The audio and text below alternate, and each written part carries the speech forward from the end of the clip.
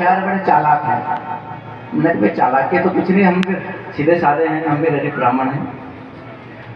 तो जब मेरा विवाह हुआ तो जिस मेरे ससुराल में मैं अपनी पत्नी को यानी देखने गया, वहाँ पहुँचा तो मैं अपनी बहन के साथ था।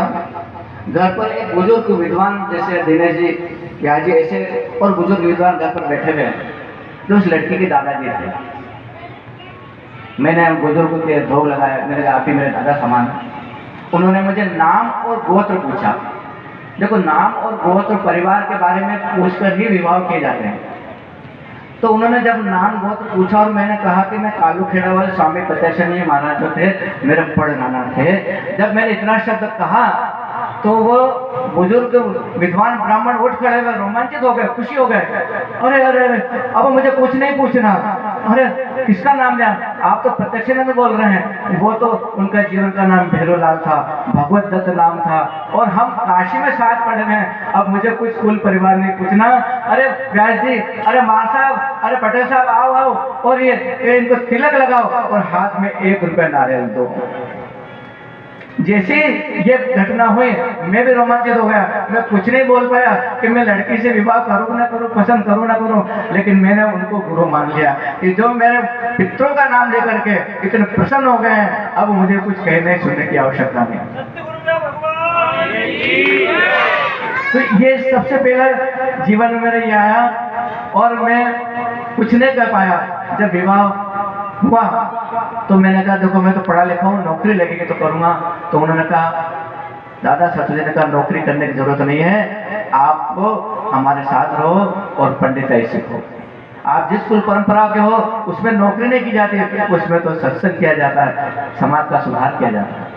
तो उनकी वाणी से मैं अपने कर्म को मैंने सीखा, और सीखते सीखते जब मैं सीख रहा था तो मैं अपने बुजुर्गों के पास, यानी स्वामी भागवतानंद जी महाराज उस समय संत बन चुके थे, मैं विद्वानों के साथ में था। तो विद्वानों ने कहा कि आप इनको भी अपने साथ रखिए। मैं कुछ समय उनके साथ रहा, उनके साथ बैठ करके जो हमारे चेतन आश्रम मैनपुरे की परंपरा है, 14 रत्न नाम का एक ग्रंथ है, उस ग्रंथ के जो भजन, उसका जो सत्संग है, वो सत्संग उस जमाने में सब लोग किया करते हैं। तो उनके साथ बैठ करके मैंने कई भजनों को, कई वचनों को सुन करके उनका अर्थ समझ करके और फिर मैं अपनी कथाओं में कहने लगा।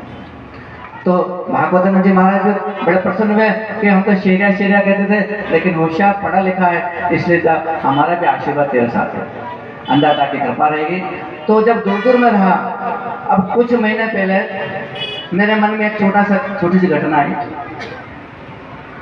यहाँ बिजवाड़ में मुझे कोई जानता नहीं था, तो एक व्यक्ति सुंदरेल के जिनका नाम कैलाश जी पंचोली, वो मेरे साथ हरिद्वार, वृंदावन आदि क्षेत्रों में स्वामी जी साथ रहे।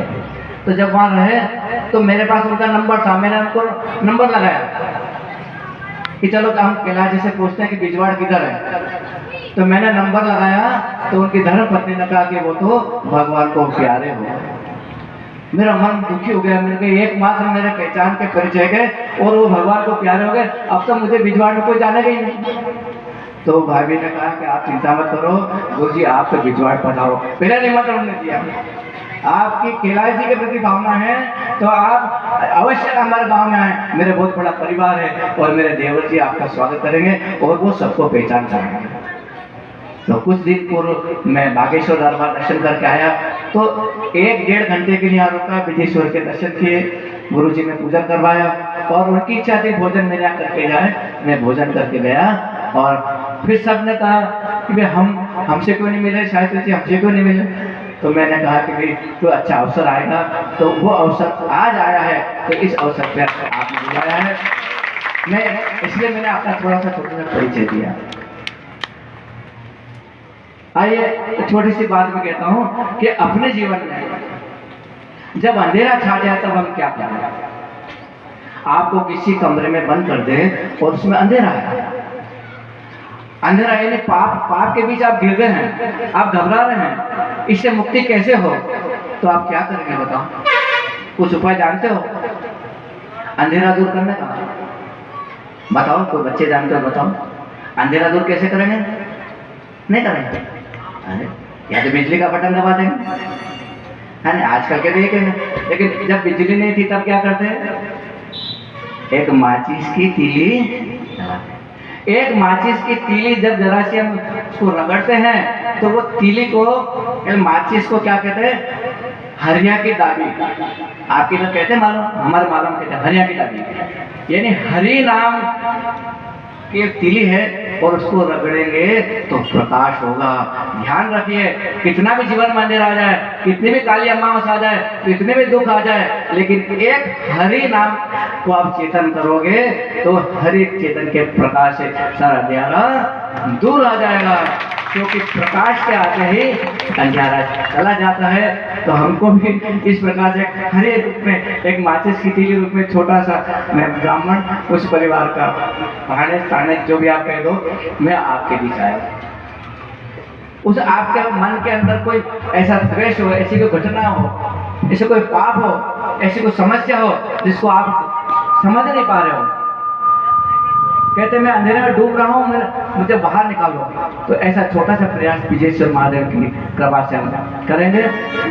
क्यों कि आजकल समाज में कई ढोंगी पाखंडी ऐसे संत हो चुके हैं जिनसे समाज में हिंदू धर्म की बदनामी होती है, हो रही है।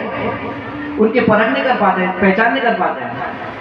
क्यों कि सुंदर श्रृंगार, सुंदर शरीर, मीठी वाणी, उसमें हम फंस जाते हैं। और असली क्या है, नकली क्या है, झूठ क्या है, हम भूल जाते हैं। जैसे हम बाजार में जाएं, इंदौर शहर बड़ा शहर, चौराहे पे चमक धमक की दुकान होती जो बहुत